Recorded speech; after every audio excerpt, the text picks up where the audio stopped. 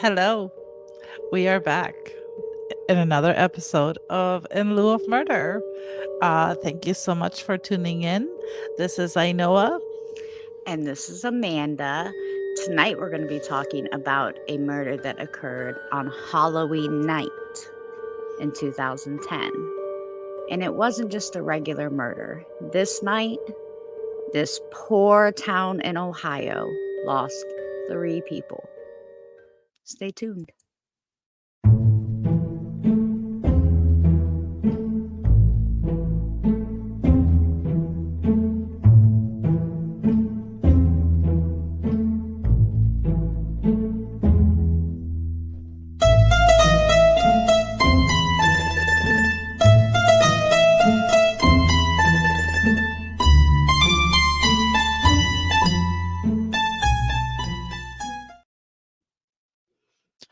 I just want to start by saying I wanted to introduce myself as Pippi, but I I realized that people our age do know what that already is by the hair.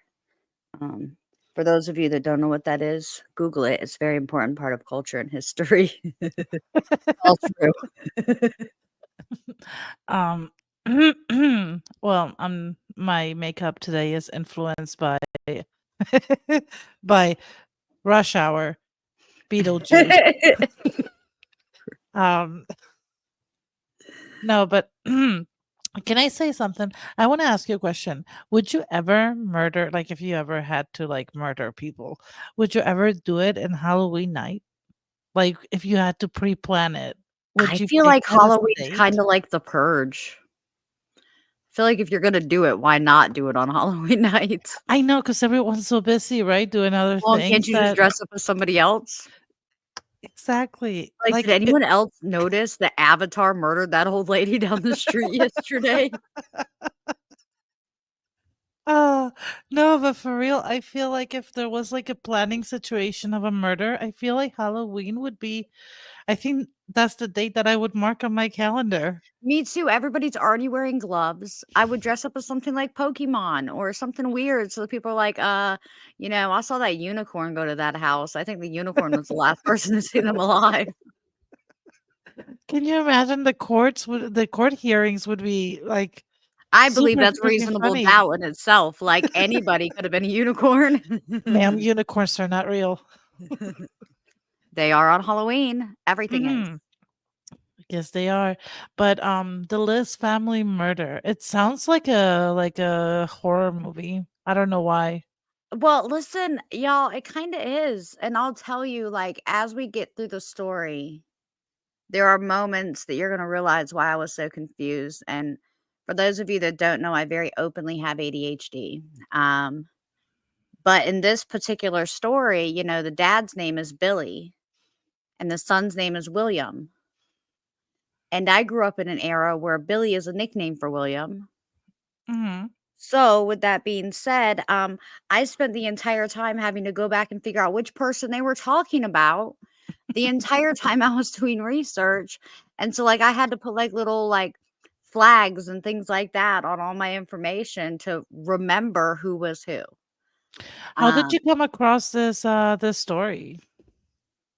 so I looked up multiple murders that happened on Halloween. And of course, I did that for our spooky series for October. Um, But I wanted to do something where it wasn't just a straight cut and dry case. Mhm. It wasn't we knew right from the jump. Now, I'm not gonna say everyone didn't feel, that way. The police right from the jump didn't think automatically it was this person. Some of the family members did though. But you're gonna understand Mhm. why. This case, honestly, it breaks my heart because it shows the reality of mental health problems in America, There's a lot. and well, yeah, and it goes deeper than a lot of people know, and I grew up in a household with a sister with the same disorder, and my sister's fine, but she's also stable, and, she does what she Not the needs to same do. can be said about you. Just kidding. Doesn't have to be. I didn't say anything about me. I said my sister is I know. stable. Put that out there. I'm a unicorn at the old lady's house on Halloween. Um, Oh god. I really hope no Mm. old people die in Halloween in my town. And I hope a unicorn doesn't do it because 'cause I'm screwed at that point. Raven, I don't own a unicorn costume. Anyways. So no, this is the story, and y'all, I apologize. I'm struggling a little bit, but this actually takes place in 2010, um, in Ohio. It's called North Ohio, but it feels weird when I say that because I feel like I'm just saying up in the north part of Ohio, but it's actually North Ohio, which is really close to Lake Erie, and I just thought that was a bit funny because of it's an Erie story. So, anyways, um, Route 2 in Martin. So, this entire story takes place in this house. Nice enough little Okay. house. Yeah, it needs a paint job. I hate those colors on houses. Well, those colors spoke to me and thought the same thing about you. So, um, and this house is actually located on 100 acres, which is a lot of acreage. But this family, the Liske family, consisted of the dad Billy, the Billy dad. All right. Maybe we'll call him that. Maybe it'll help. All right. So Um, Billy dad and his son from a previous marriage, William, and then Susan, the mom, and her two sons from a previous marriage, Devon and Derek Griffin. Okay. So they're a basic religious family. Every Sunday, they all go to church. The boys sing on the choir. They eat family dinners each night. They use their land for hunting and fishing. Um, that's the kind of family. They're an all American, good hearted family. And they didn't come together until later in life. You know, um, so I would just William, like to go ahead. I apologize, just 1 second. I would like to apologize for any shaking or noises. Your My cat. cat, every time we sit down to do a podcast, decides to, just sabotage it. So, And y'all, we can only edit out so many cats. yes, every single time. It's like I just said that like you had a lot of cats. I meant like how many instances the cat attacks. I no, I have 2 cats. One of them is a fat ass and he's sleeping, but the other one just takes every opportunity that we are recording to make noises and jump behind the computer and bite my lights. Yep. So, anyways, back to you. I apologize for the interruption. No problem, no problem. So, William, he was 15. So, halfway through his formative years. Is that the Mm, right word? Anyways, yeah. halfway through his teenage years when his dad and stepmom met. So, from day 1, the idea of Susan being in his dad's life made William mad. Hmm. Um, which I mean, I get, especially if you're a child that wanted to see your parents get back together. They all kind of go through that. Yeah, not everybody However, likes the step parents. William decided that the best way to deal with it was to bully Derek and Devin every chance he got. So the parents met in 2000. They married in 2001. Um, and at this point, when they got married, William became even more aggressive. And when I say aggressive, I mean that's when he started hitting his brothers, threatening his mom. However, this is Billy's son. This is his baby, and Billy loved his son, as you're going to hear me say throughout this entire episode. Um, Billy really loved his son. He would do anything in the world for him. Um, the f- they were seeing a lot of problems go on, but they didn't really know what was going on with William at this point in his life. In 2002, he threatened suicide when him and his dad got into an argument. Um, and his dad called the police. He was hospitalized overnight, but returned home. And they said, he's just a teenager having a bad day. I mean, sometimes that's the case, but if he You're was already absolutely showing right. so much aggression towards his siblings, and I think And there that has was the biggest thing is he was already showing so much aggression. yeah. And honestly, I think that's the worst thing as a parent, having a child that you dearly love, but knowing that they're not who you want them to be or who you thought they were going to be, and being afraid of leaving that child alone with like younger siblings and stuff like that because you don't trust them anymore. There's such a conflict in a parent's like brain. There has to be. um so I feel really really bad for Billy as the dad, right? Yes, Billy. Billy. Billy the Billy the dad. dad. So now in 2004, this is when things started to really escalate. At this point, after an argument, when William was upset, he hit Susan. Um, Hmm. and what he did is he hit her in the chest, caused the wind to be knocked out of her chest. Hmm. And of course, she called the police and pressed charges for assault because at that moment she became scared of him, physically scared. I would Um, too.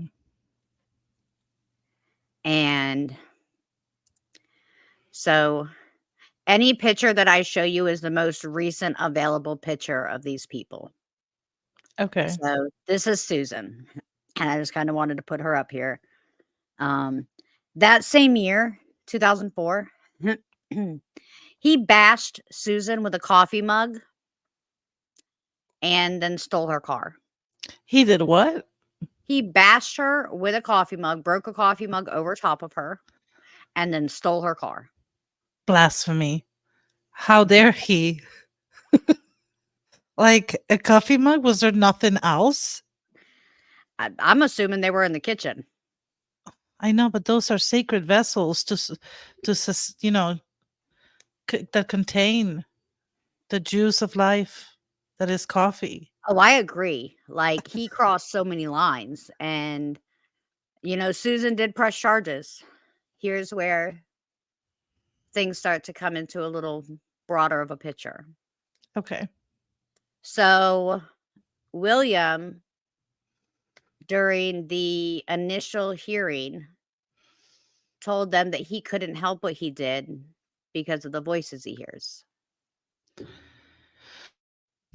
However, after analysis and multiple tests, William was deemed unfit to stand trial because he had schizoaffective disorder.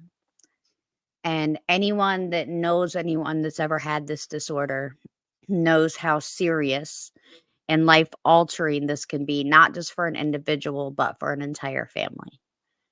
Schizoaffective disorder can create voices, it can create delusions, hallucinations, extreme in depth paranoia.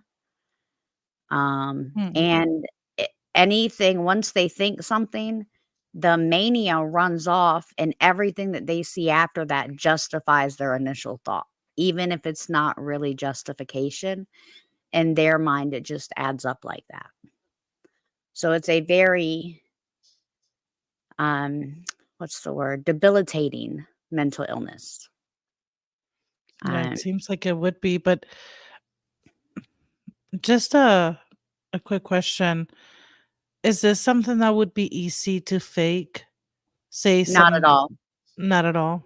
No. Okay. So you can fake like, "Oh, well, yeah, I hear voices and stuff like that," but there are certain characteristics in people with schizoaffective disorder that no one else has, and it's one of the few disorders that actually alters something in your brain, so it can be checked with an MRI.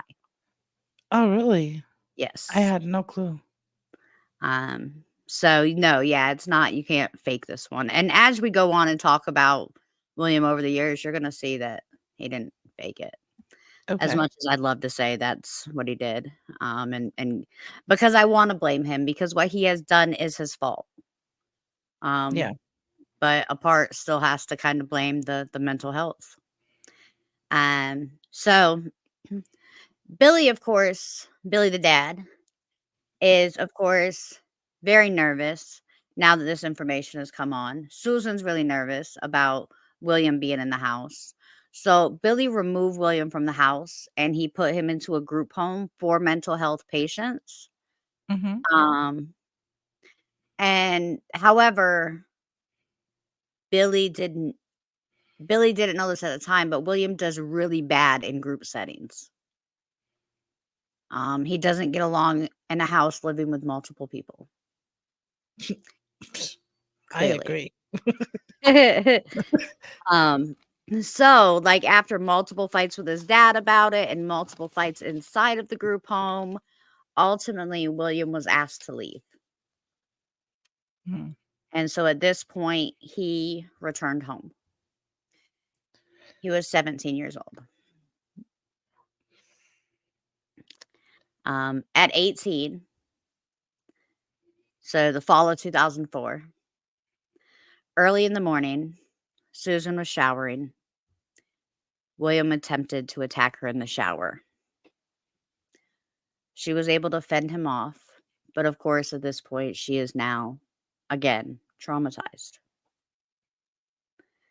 Um, both Susan and Billy the dad were fed up and they just kicked William out because at this point, they have to do whatever they can to preserve the bit of family they have left. Yeah, and you can't blame them, especially No, when you feel like you have no more resources to turn to. right. Like, Well, and they what let do him you come do? back and he did it again. He just keeps attacking this woman. And I'm gonna just throw this up here real quick. This is Billy the dad. Oh, he looks like a gnome I know. because he looks sweet. That's I don't want it to be taken the wrong way. I feel like gnomes look sweet. No, I thought he looked like a little garden gnome too. He looks like a sweet man.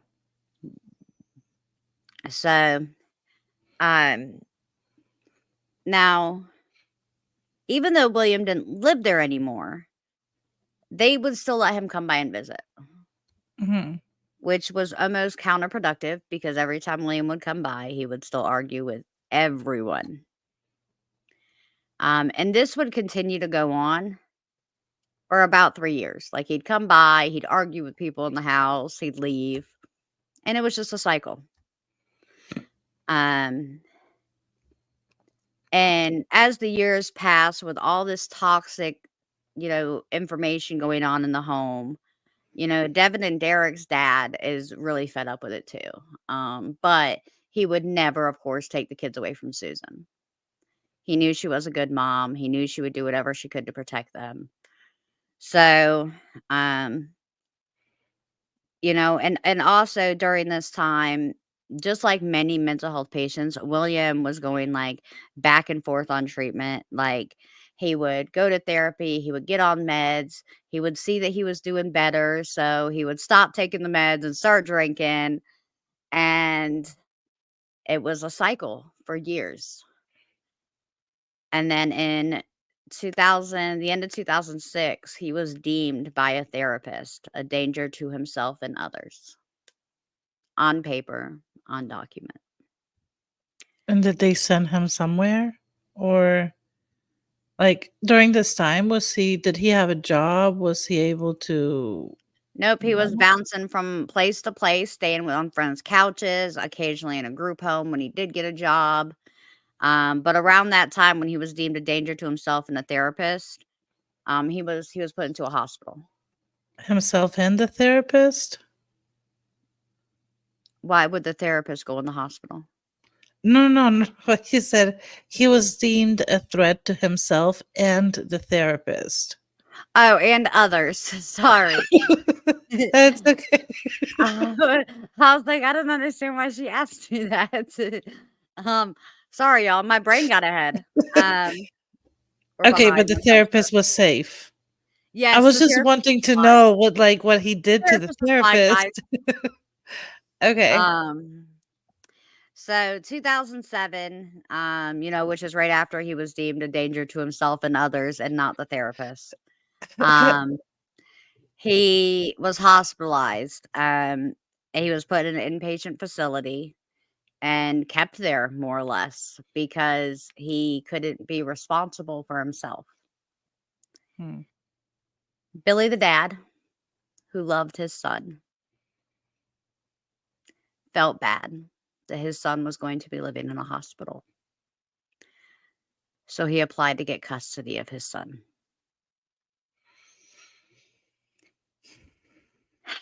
So how it would work is his son would spend most days in a halfway house and visit the family twice a week at night for dinner. And then Billy, the dad, would take long weekends and go pick up William, and they would go to their cabin, which was like an hour and 40 minutes away. Mhm. But Billy's family had a cabin, and they would go out there for long weekends, and him and his son would go out there and hunt and fish and hang out. And that way, the people in the home felt comfortable. Susan was comfortable. The boys were comfortable, and Billy was still able to spend as much time with William as he could. Yeah, maybe Billy was hoping that William would feel some sense of, normality of, being connected to someone and not being outcasted, and that would maybe help him get over or help his mental health. You know what I mean? Right. Well, and one of the biggest and saddest parts of this is, Billy would say to Susan that he could still see William's health declining, even though he wasn't bringing William around the boys as much. Um, he could see, and about this time, and this wasn't figured out till later, but about this time, um, which was right before 2010, so like 2000, again 2007 to 2010, all this was Mhm. going on. All of the neighbors were losing their pets. They were disappearing to never be found again. And many people that know the escalation of a killer know that it start there. Yeah, with animals. So, with that being said, we're going to go ahead and jump to Halloween 2010. All right. So this is a rough day to talk about, but we're going to start here. 9:30 in the morning. Devon Griffin, who at the time was 16 years old, um and this is the most recent picture we have of Devon. Devon is the sole survivor. Well, not sole survivor. Well, yeah, technically, at the end of the story, he's the only person alive today. So, um, Devon, who at the time was 16, had stayed the night with at his dad's house the night before, and this was Mhm. Sunday morning. Halloween fell to Sunday that year.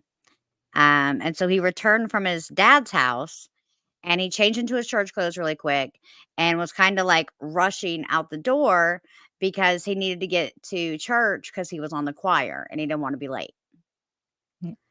So during this time, he was kind of like getting dressed quick, and then he ran into to William in the hallway, which wasn't a weird occurrence. They would see William from time to time at the house, especially on Sundays, because That's when his dad and, him came back from camping, and he would have dinner with the family before he went back to the group home. Um, so in hindsight, he said that William was acting really strange.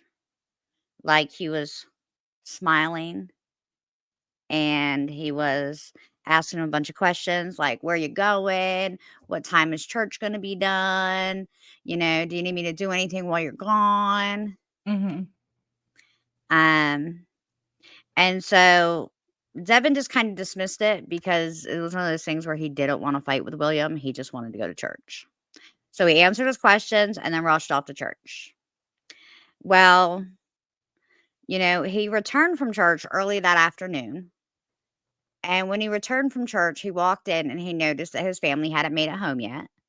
And that was normal for their family. They did a lot of after church events. They were very active in the church community, not to mention they had such a large property that it was normal for him to come home and the house be quiet. So he was like, you know what? Perfect. House is quiet. I can't get in no trouble. I'm about to go up to my Hmm. room and game. Yeah, So he typical ran teenager. upstairs. Yep, 16, man. He ran upstairs and jumped on that game. So he kinda looks out his window while he's gaming and notices the sun's starting to go down a little, and he's like, "Okay, well, evening's approaching, I'm getting a little thirsty and hungry, let me go downstairs to the kitchen." So he goes downstairs, he gets a drink, but he realizes the entire house is still super quiet. Hmm. So Devin goes into his parents' room. He opens the door and he sees that they're still in the bed, and he's like, "Gosh, like, they're lazy," you Like, what know? the And, um So he goes over and he's, like, poking at his mom, and he's like, "Mom, wake up. Mom, mom." So then he's frustrated, so he rips off the blanket. All he sees is red. He can't Hmm. stomach it, he doesn't know what to do, he immediately runs outside. At this moment, he calls his Aunt Lori because he didn't know what to do. That's all he knew at this point is there was a bunch of red, both his parents were in the bed, so he called his Aunt Lori, who then called 911, and then, of course, she rushed over to the house.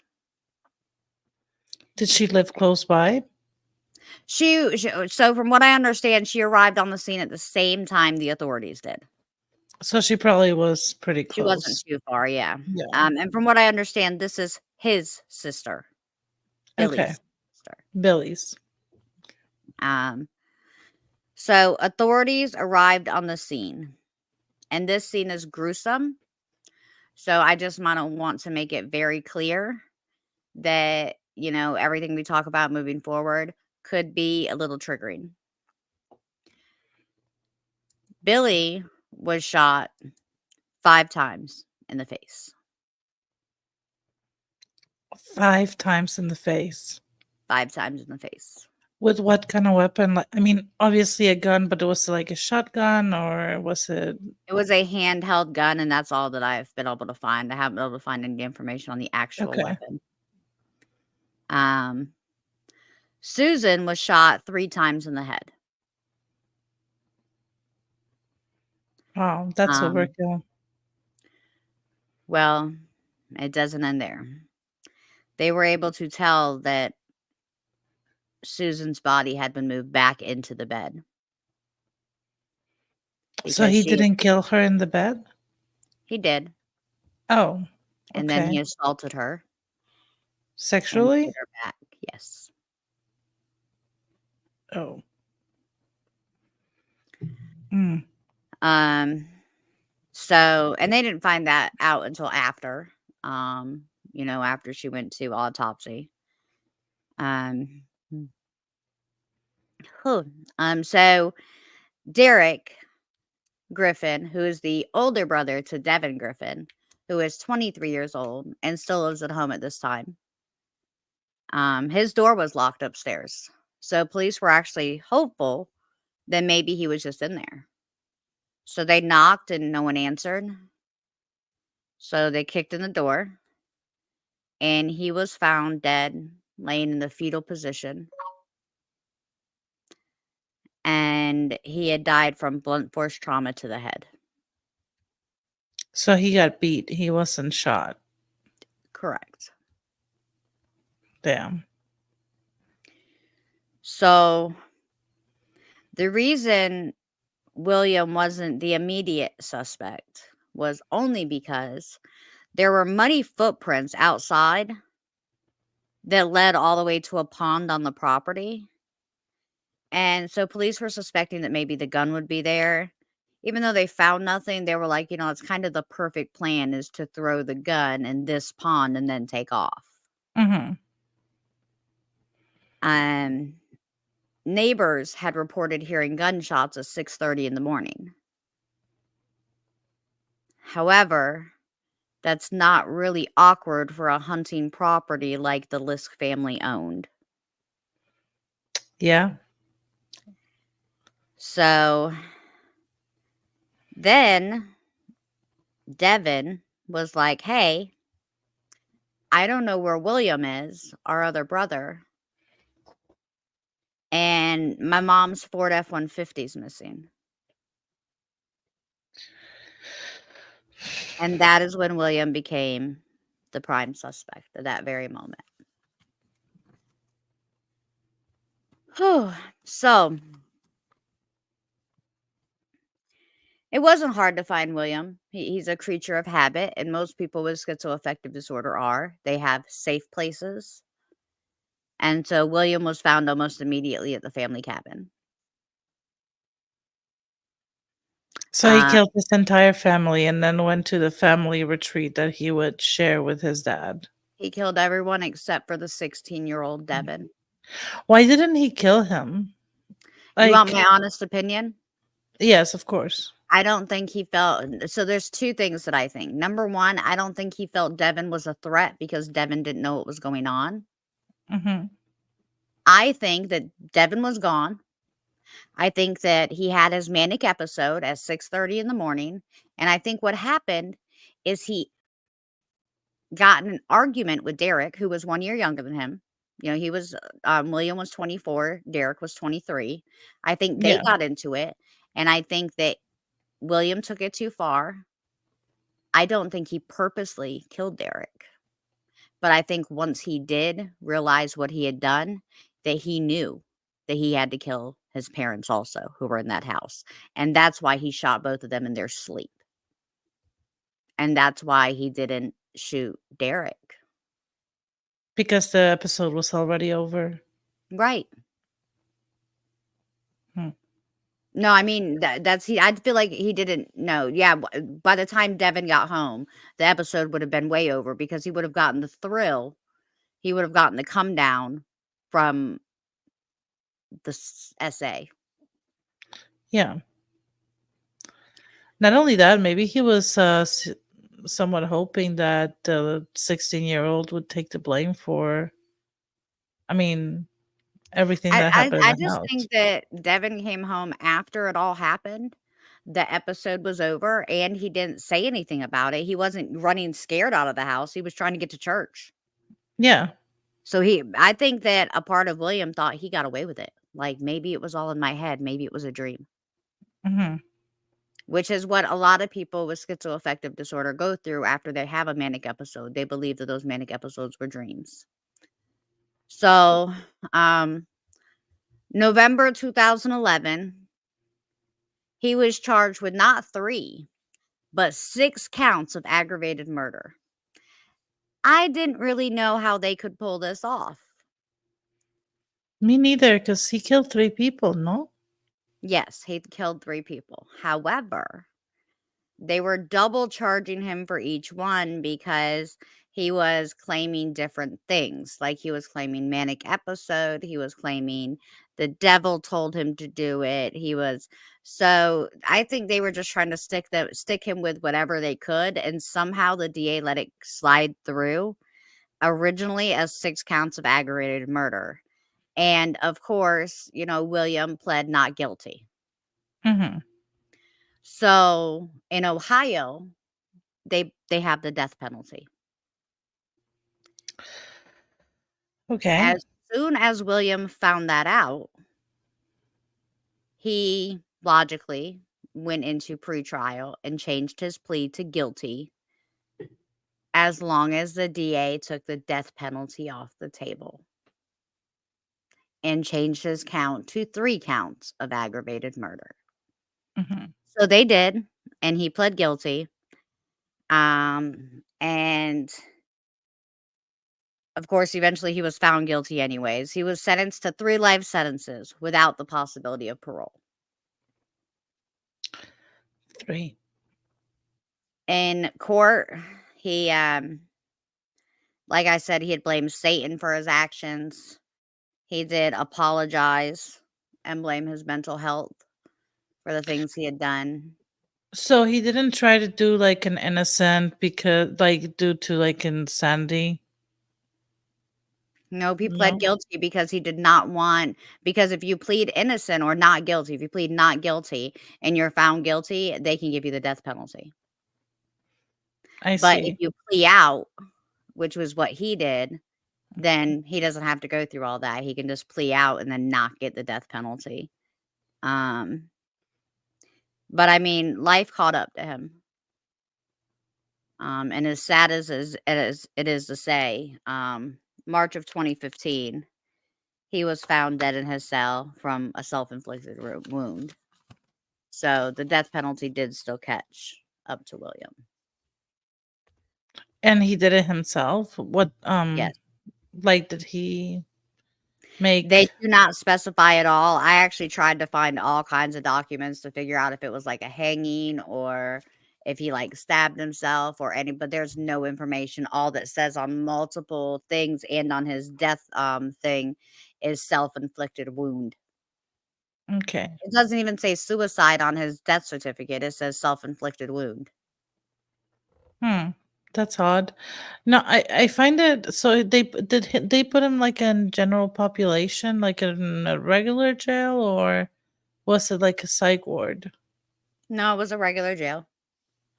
You don't think that if he had so many like mental issues and It schizophrenia, doesn't work etc.? like that, and I don't know if so I know that a lot of people don't know what I'm about to say, and I'm not gonna say that I'm really good at knowing a lot about prisons or prisoners, but, we all have our niche.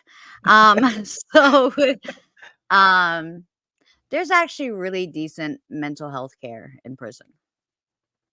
So, if you already know what someone has, um, then besides when they're on suicide watch, they are integrated into population every day.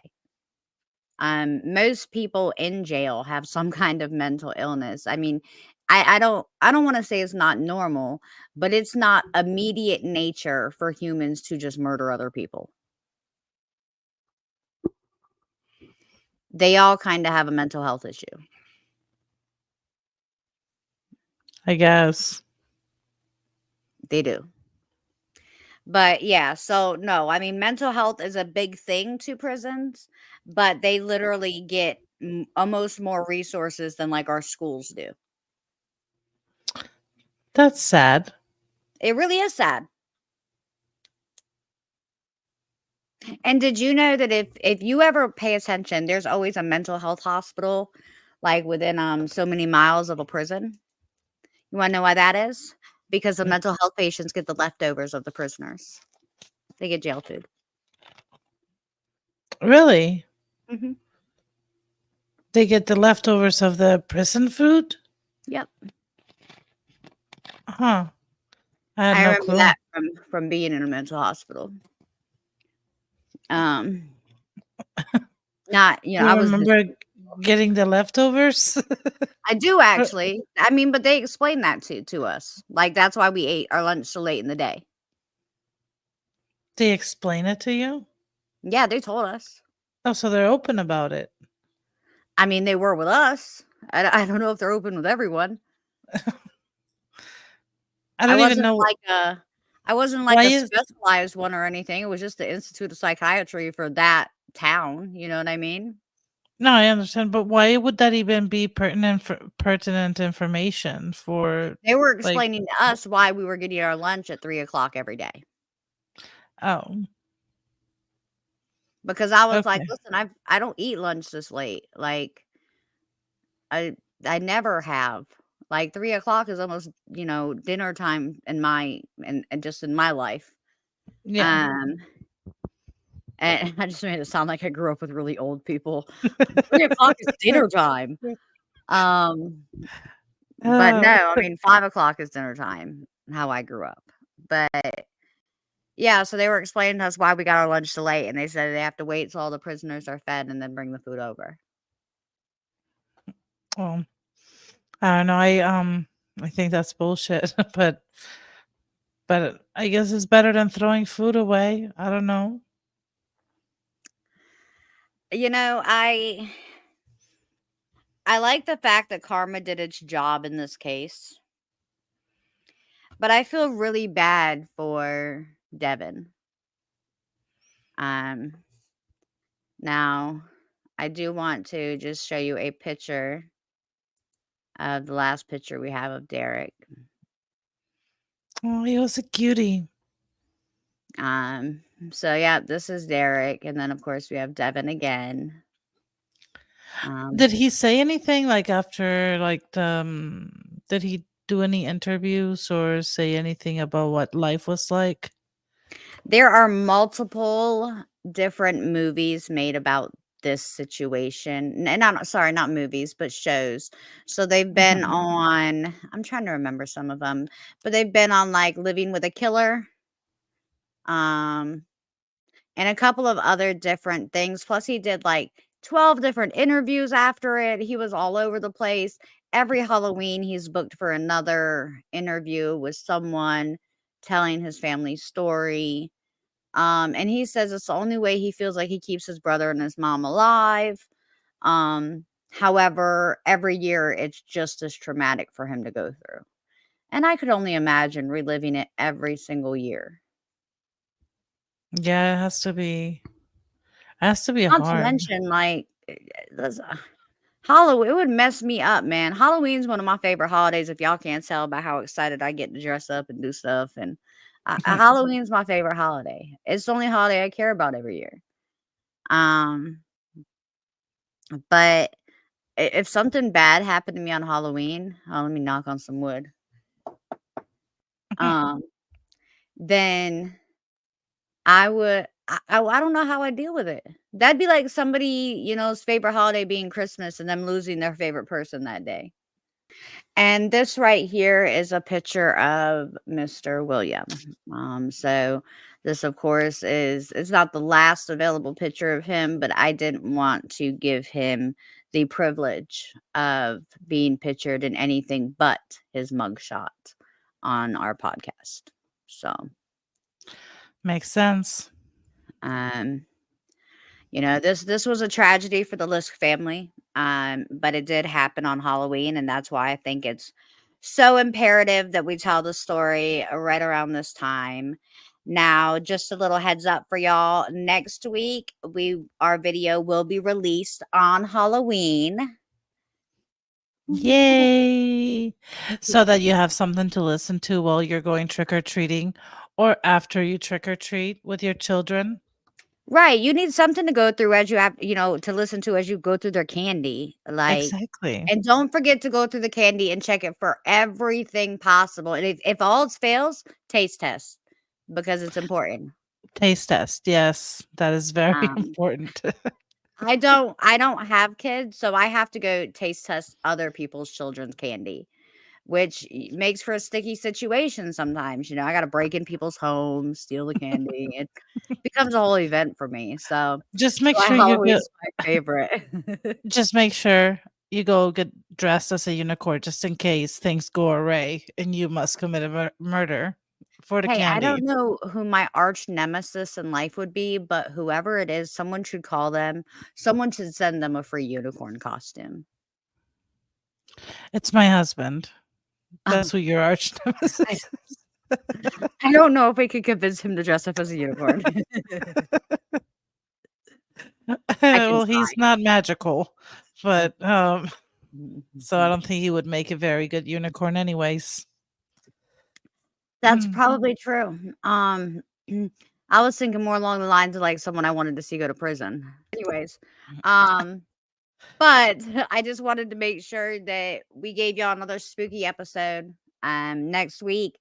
Tune in Halloween. You'll have a great story to listen to while you go through candy. And if you run into anything that you want to hear us talk about, please feel free to always reach out, like, and subscribe.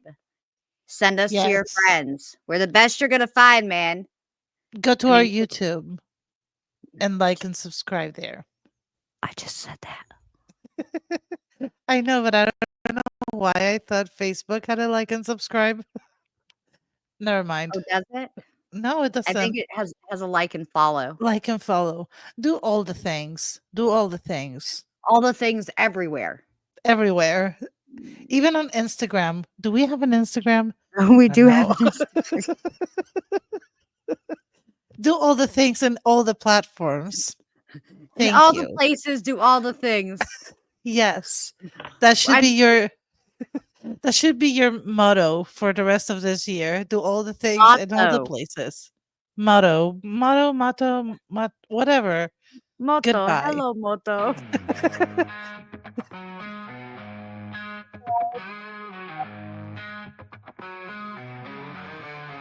In lieu of murder, it's love with a twist. Dating disasters you can't resist. From first dates to court dates, we've got it all. So grab a seat and join the fun. In lieu of murder, we're number